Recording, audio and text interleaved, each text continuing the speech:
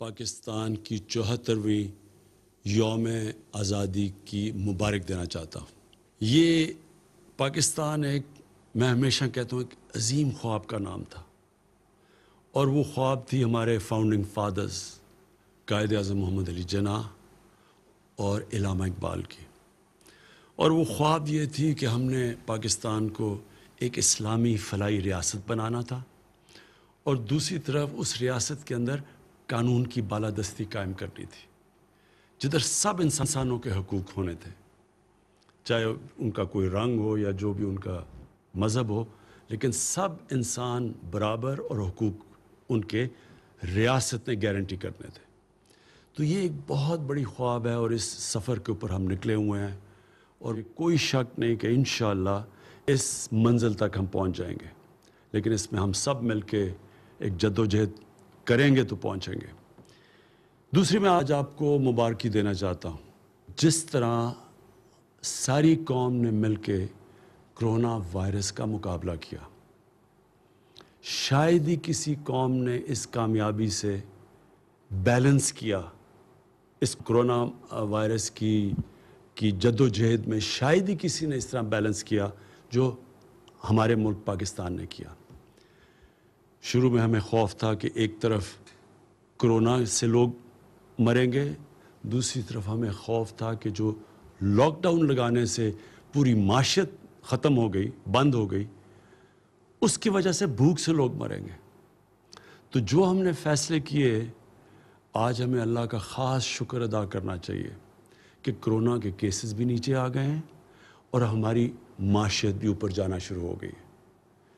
اس میں پھر سے میں کہتا ہوں کہ کوشش انسان کرتا ہے، لیکن کامیابی اللہ دیتا ہے۔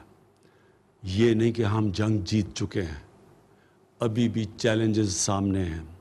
ہم نے اگر احتیاط نہ کی، اور سب سے بڑی احتیاط ہے کہ ہم جب بھی لوگوں کے سامنے جدھر پبلک میں جائیں اپنے فیس ماسک پہنیں۔ آسان چیز ہے، جیسے ہی آپ یہ پہنتے ہیں تو چانسز اس وبا کے پھیلنے کی کم ہو جاتی ہے۔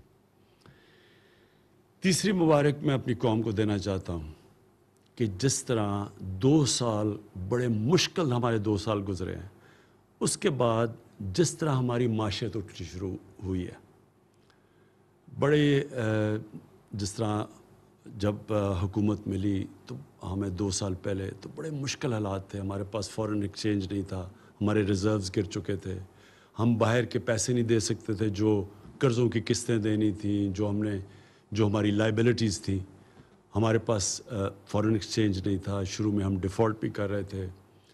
بڑا مشکل وقت تھا، کیونکہ اگر ملک اپنے جو انہوں نے قرضے دینے یا جو لائبلٹیز ہیں اس پہ ڈیفالٹ کر جائے تو اس کے بڑے برے اثرات ایک ملک کے اوپر آتے ہیں۔ سب سے برا اثر پڑتا ہے کہ جو آپ کے پاس ملک میں ڈالر آنا ہوتے ہیں وہ اور کم ہو جاتے ہیں۔ جب وہ کم ہوتے ہیں تو ڈالر کی قیمت اوپر چلی جاتی ہے اور روپیہ نیچے گر جاتا ہے، اور جب روپیہ نیچے گرتا ہے تو یاد رکھیں ساری چیزیں جو باہر سے ہم امپورٹ کرتے ہیں، خریدتے ہیں، وہ مہنگی ہو جاتی ہیں، اور ملک میں مہنگائی آ جاتی ہے۔ تو بہت بری مہنگائی سے ہم بچے ہیں، کیونکہ ہم ڈیفالٹ سے بچ گئے تھے۔ لیکن یہ نہیں کہ لوگوں کے حالات آسان تھے، میں سب جانتا ہوں کہ کس طرح لوگوں کے حالات مشکل تھے اور ابھی بھی ہیں، لیکن خوشخبری آپ سب کے لیے یہ ہے کہ حالات بہتر ہو رہے ہیں۔ ہماری ہر چیز اگر آپ نے دیکھنا ہے کہ بزنس کمیونٹی کا کتنا اعتماد ہے ایک ملک کی معیشت پہ، تو سٹاک مارکیٹ دیکھیں، ریکارڈ ہماری سٹاک مارکیٹ نے کامیابی سے اوپر گئی ہے۔ اس لیے گئی ہے کہ لوگوں کا اعتماد بڑھنا شروع ہو گیا، اور اس کی ایک بہت بڑی وجہ ہماری کنسٹرکشن انڈسٹری ہے۔ ہم نے اپنی کنسٹرکشن انڈسٹری کو وہ مراد دیے ہیں جو کہ کبھی پاکستان کی تاریخ میں کنسٹرکشن انڈسٹری کو پہلے نہیں ملے تھے، اور کنسٹرکشن انڈسٹری جب آپ کی اٹھنی شروع ہوتی ہے تو اس کے ساتھ 40 اور انڈسٹریز ہیں جو اٹھنی شروع ہو جاتی ہیں۔ اس کا مطلب یہ کہ جو سب سے بڑا مسئلہ اس ملک میں ہے روزگار کا، لوگوں کو روزگار ملنا شروع ہو جاتا ہے، اور ویلتھ کریشن شروع ہو جاتی ہے۔ ویلتھ کریشن کا مطلب کہ جب آپ ملک کی دولت بڑھتی رہتی ہے تو اس سے 2 کام ہوتے ہیں۔ ایک کام یہ ہوتا ہے کہ ہم اس پیسے سے ہمارا ٹیکس بڑھنا شروع ہو جاتا ہے، اور جب ٹیکس بڑھتا ہے تو ہم وہ پیسے خرچ کر سکتے ہیں اپنے نچلی کمزور طبقے کو اوپر لانے کے لیے، اور دوسری طرح ہم پھر اپنے قرضے واپس کر سکتے ہیں۔ ہمارا دو بڑے بوجھ پڑے ہوئے تھے ہماری حکومت پہ جب ہمیں 2 سال پہلے اقتدار ملا ہے۔ ایک کہ جو پچھلی حکومتوں نے قرضے لیے ہوئے تھے، جتنا ہم نے پہلا سال ٹیکس اکٹھا کیا 4000 ارب روپیہ، اس میں سے 2000 ارب روپیہ ان قرضے جو لیے ہوئے تھے ان کے اوپر قسطیں واپس کرنے پہ، تو ملک کے پاس پیسہ آدھا رہ گیا ملک چلانے کے لیے، اور پھر مزید اور قرضے لینے پڑے ملک چلانے کے لیے۔ اور جو دوسرا بوجھ ہے وہ میں بعد میں بتاؤں گا، وہ پاور سیکٹر کا ہے۔ بجلی مہنگی بنا رہے ہیں، جو کانٹریکٹ سائن کیے ہوئے ہیں اس میں بجلی مہنگی بن رہی ہے، اور ہم اس ریٹ پہ پبلک کو بجلی بیچ نہیں سکتے کیونکہ آگے بہت مہنگی بجلی ہے۔ اور پھر ہماری انڈسٹری مقابلہ نہیں کر سکتی بر صغیر کی انڈسٹریز سے، مثلا ہندوستان اور بنگلہ دیش، کیونکہ وہاں بجلی سستی تھی۔ تو یہ دو ہمیں سب سے بڑے مشکلات پڑی ہوئی تھی۔ تو اس کے لیے جو ہماری معیشت تھی وہ اٹھ نہیں رہی تھی، کیونکہ ہم بیلنس کر رہے تھے، اپنے خرچے کم کر رہے تھے، آمدنی بڑھانے کی کوشش کر رہے تھے۔ تو اللہ کا شکر ہے کہ آج ہماری آمدنی بڑھنی شروع ہو گئی ہے۔ اس کرونا وائرس کے باوجود ہماری جولائی کے اندر جو ٹیکس کلیکشن ہے وہ جو ہم نے ٹارگٹ سیٹ کیا تھا اس سے زیادہ ہوئی ہے، اور آگے اور بہتر حالات نظر آ رہے ہیں۔ اور جیسے جیسے ہماری کنسٹرکشن انڈسٹری چلے گی تو انشاءاللہ ہماری ٹیکس کلیکشن بھی بڑھتی رہے گی، اور روزگار بھی لوگوں کو ملتا رہے گا۔ اور ہمارا جو اور خوشائن چیز ہے، ہماری ایکسپورٹس بڑھنی شروع ہو گئی ہیں۔ جو دنیا کے اندر ساری دنیا میں ایکسپورٹس کو نقصان ہوا ہے کرونا وائرس کی وجہ سے، تو یہ ہمارے لیے بڑی، پھر سے میں کہوں گا خوشائن چیز ہے کہ ہماری ایکسپورٹس بڑھنی شروع ہو گئی ہے، ہماری ٹیکس کلیکشن اوپر چلی گئی ہے، ہماری سٹاک مارکیٹ اوپر چلی گئی ہے، سیمنٹ کی سیلز اوپر چلی گئی، اس کا مطلب کنسٹرکشن ایکٹیویٹی شروع ہو گئی ہے۔ اور انشاءاللہ آگے جو ہم اب دیکھ رہے ہیں کہ حالات اب مزید بہتر ہوتے جائیں گے۔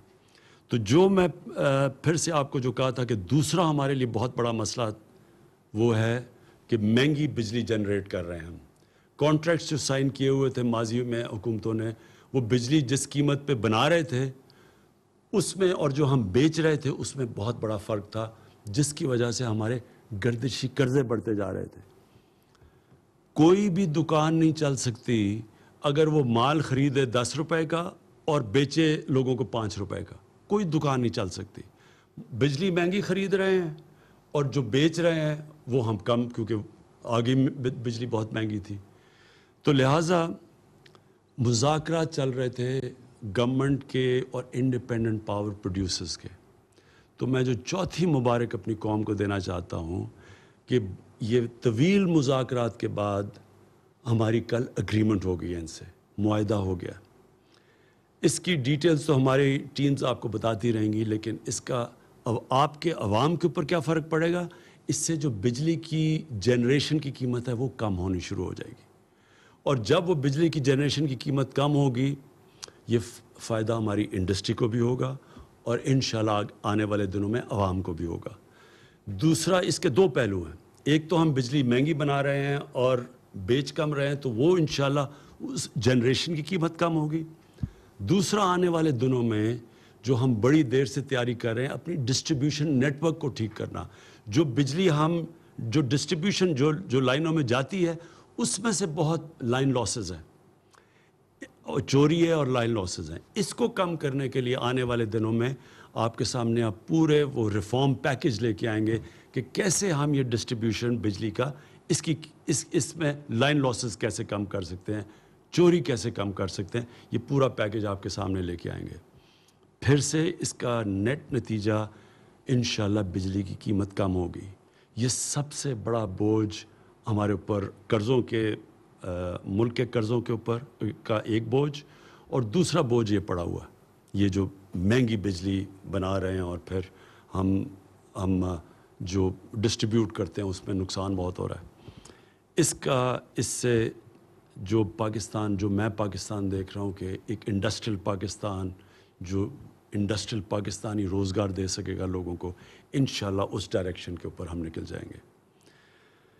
آخر میں میں پاکستان کی طرف سے مقبوضہ کشمیر میں جو ہمارے بھائی اور بہنیں ہیں، جو ہمارے بچے ہیں، ہم سب کو آج پاکستان کی طرف سے میں ان سب کو آج پیغام دینا چاہتا ہوں کہ سارا ملک آپ کے سامنے کھڑا ہے.